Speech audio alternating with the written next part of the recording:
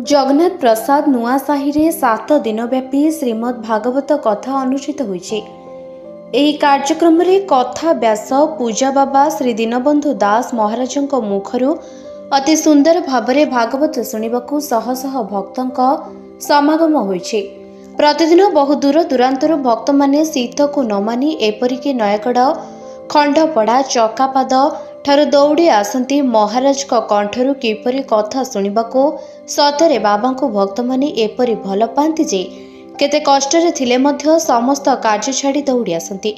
प्रतिदिन महाराज भागवतर गोटे गोटे स्कंद लोकों को बुझाती। से कहला बेले भक्त माने सते जेपरिकी कथारे माझी जाती। से कथा शुणिबाकू आज शेष दिवस रे समस्त साही परिक्रमा हेबो एवं समस्तक घर सम्मुखरे पूर्ण कुंभ रखिबे एवं बाबा को स्वागत करने कार्यक्रम हेबो। एहार शेष राति रे प्रवचनर शेष कार्यक्रम सहित गिरी गोवर्धन पूजा अनुष्ठित सहित प्रसाद सेवन अनुष्ठित होई समापन हेबो।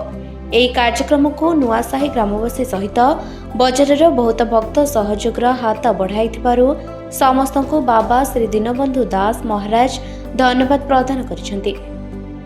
जगन्नाथ प्रसाद चित्तरंजन गंतायत को रिपोर्ट निरपेक्ष न्यूज।